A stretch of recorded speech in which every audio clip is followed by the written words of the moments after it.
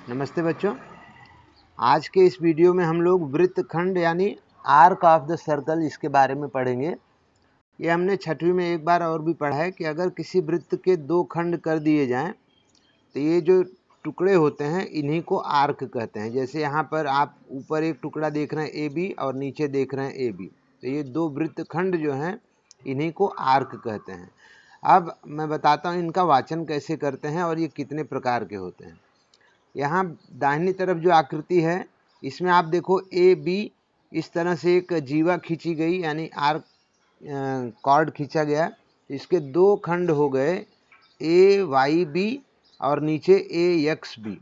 तो जो बड़ा खंड होता है ए वाई बी इसे दीर्घ चाप कहते हैं क्योंकि ये बड़ा चाप होता है।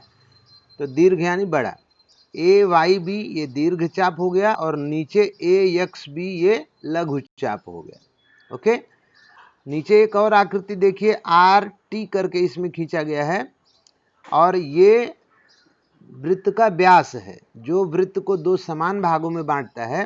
तो इस तरह से ये अर्धवृत्त कहते हैं। इसमें जो चाप बन रहा है चाप आर वाई टी ये भी अर्धवृत्त है क्योंकि ये पूरा आधा वृत्त है और नीचे आर एक्स टी ये भी अर्धवृत्त है। ओके, तीसरे नंबर पे हम देखेंगे केंद्रीय कोण और चाप का माप।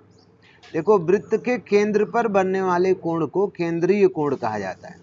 ठीक है, जैसे यहाँ पर चाप है ए जेड बी और इसे एक कोण भी बन रहा है केंद्र में कोण ए ओ बी। तो जो इस चाप का माप होगा चाप ए जेड बी का वही माप होगा केंद्रीय कोण कोण ए ओ बी का भी। ठीक है, यानी केंद्रीय कोण का माप लघु चाप के माप के बराबर होता है। जैसे ये नीचे की एक आकृति देखिए, इसमें कोण ए ओ क्यू इसका माप है 70 अंश, अर्थात माप चाप ए वाई क्यू जो लघु चाप है उसका माप भी कितना होगा 70 अंश ही होगा, यहाँ बगल में लिखा हुआ है। ठीक है, इसके बाद आता है दीर्घ चाप का माप।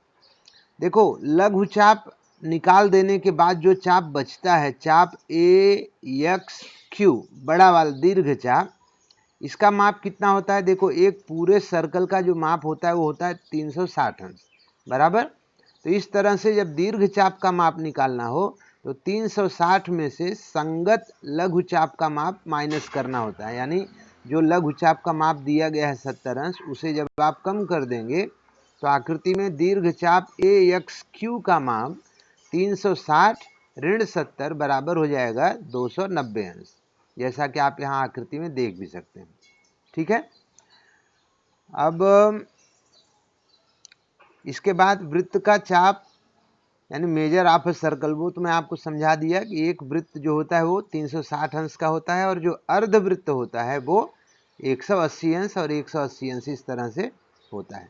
ठीक है, यहाँ कुछ बेसिक जानकारी देखिए। लघु चाप का माप उससे संबंधित केंद्रीय कोण के माप के समान होता है। ओके, जैसा मैंने आपको ऊपर बताया। और दीर्घ चाप का जो माप होता है 360 ऋण संगत लघु चाप का माप, यानी जो लघु चाप दिया गया होगा उसको माइनस करेंगे 360 से तो मालूम पड़ेगा। और अर्धवृत्त का चाप 180 अंश का होता है। देखिए ये सारी जानकारियां फिल इन द ब्लैंक्स रिक्त स्थान भरो इस तरह के प्रश्नों में आती हैं। इस जानकारी के आधार पे प्रश्न संग्रह 43 हमको क्या करना है, हल करना है। ठीक है, अगर कोई दिक्कत आएगी तो आप मुझे पूछ सकते हैं। ओके, इसके आगे जो नया चैप्टर शुरू होगा परिमिति और क्षेत्रफल वो हम अगले वीडियो में देखेंगे। फिलहाल के लिए धन्यवाद, थैंक यू।